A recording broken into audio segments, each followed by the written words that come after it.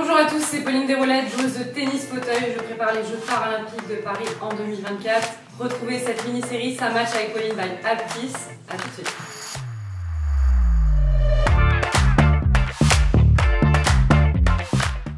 Un nouvel épisode de Ça match avec Pauline. Ça va Pauline? Merci d'être avec nous. Ça va et toi?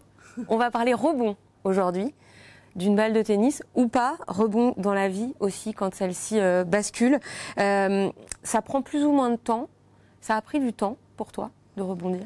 J'ai pris mon temps en tout cas. Je suis de nature impatiente donc je suis allée assez vite parce que c'était dans mon tempérament. Le rebond, je pense qu'on doit tous en faire preuve au moins une fois dans notre vie, ne serait-ce qu'après un événement qui nous touche.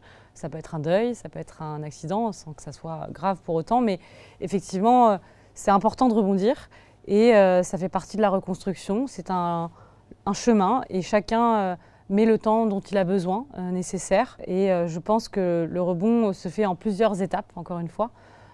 T'as fallu un déclic? Honnêtement, moi, j'ai posé très vite mes objectifs. Ça m'a aidé à viser l'objectif de rebondir. J'étais aussi tributaire par les soins que j'ai eus à l'hôpital. Mais c'est vrai que dès que j'ai repris en main mon corps, ma vie, j'ai été active, j'ai été dans l'action. Ce qui m'a surtout aidé à rebondir, je le dis souvent, c'est l'équipe autour de moi, c'est l'entourage. Ça a été vraiment une force pour moi, parce que rebondir seul, c'est quand même pas la même histoire. Je pense on a besoin des autres, on se nourrit de leur bienveillance, de leur énergie, et surtout quand la nôtre est diminuée. Est-ce que c'est un petit peu la même chose quand on est sportif de haut niveau? Parce qu'il y a des hauts, des bas, des victoires, des défaites. D'abord, c'est quoi le plus difficile à gérer? Est-ce que finalement, ce n'est pas une grosse victoire sur laquelle il faut capitaliser, retrouver la force d'aller à l'entraînement? Est-ce que c'est plus facile à gérer qu'une défaite finalement?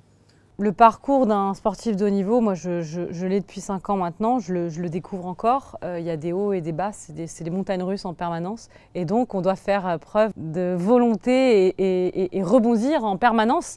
Bien sûr, c'est d'autant plus facile quand on gagne, sauf que moi je le dis souvent, au tennis, on passe plus de temps à perdre qu'à gagner des matchs parce qu'on en fait tellement.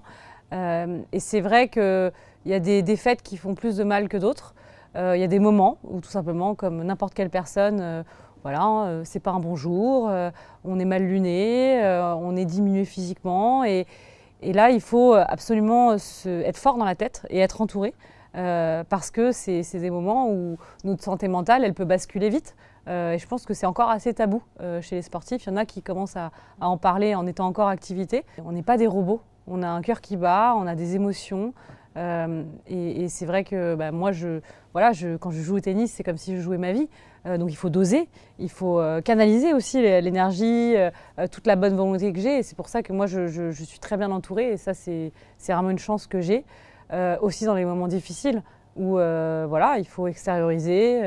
J'arrive maintenant à très bien verbaliser quand les choses ne me conviennent pas, quand je ne suis pas bien. Et c'est vrai que déjà de libérer la parole, d'être dans le débrief, avec la coach, avec l'entourage. C'est difficile quand les matchs s'enchaînent d'avoir du recul, parce que souvent pour rebondir, il faut prendre du recul, analyser, etc. Et quand tes matchs s'enchaînent, les semaines, etc., comment ça se passe du coup?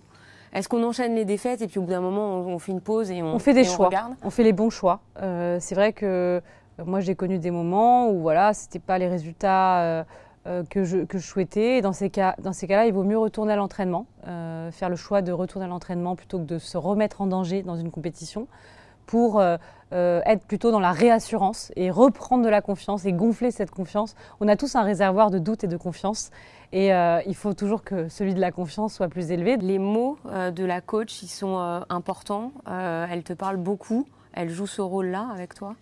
Oui, moi je me tourne énormément vers ma coach, que je gagne ou que je perde le point.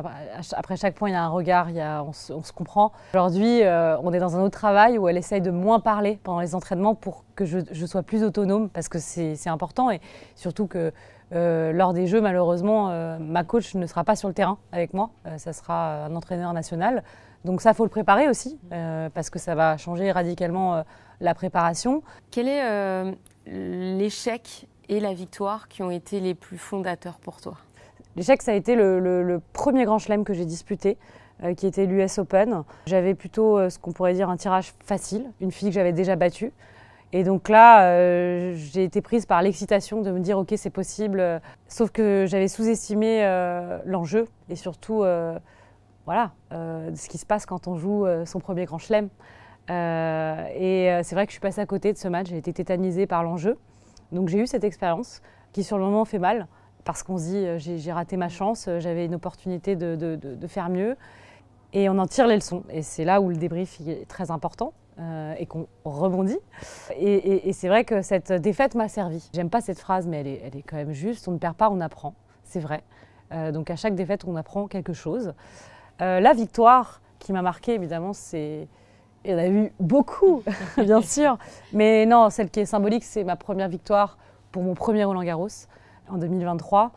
Où c'était incroyable pour moi de jouer à Roland-Garros, ce tournoi qui m'a donné envie de jouer au tennis, que j'ai toujours regardé à la télé, que j'ai toujours suivi de près depuis que je suis petite. Que tu vois de la fenêtre de son appartement. C'est ça, quasiment. Et d'y être déjà, c'était extraordinaire. Mais voilà, j'avais envie de transformer cette opportunité. J'ai fait un match avec des conditions, avec les armes que j'avais, parce que forcément, il y a encore une fois cet enjeu de grand chelem, etc. Mais porté par le public, par les supporters derrière moi. Je gagne ce match et cette sensation, je ne l'oublierai jamais. Et on devient addict en fait. On a envie que ça recommence encore et encore. Et c'est comme si tous les doutes qu'on peut avoir, tous les sacrifices qu'on fait au quotidien, en fait là, ils sont balayés par cette sensation qu'on a envie de vivre en permanence. Et c'est une quête, cette émotion de la gagne, de cette victoire. Je m'en souviens encore et voilà, je me projette, ça fait partie de l'imagerie mentale pour que ça soit la même cet été aux Jeux en 2024. On te le souhaite, Pauline, merci beaucoup. Merci beaucoup. La priorité pour moi, c'est évidemment l'entraînement, les Jeux.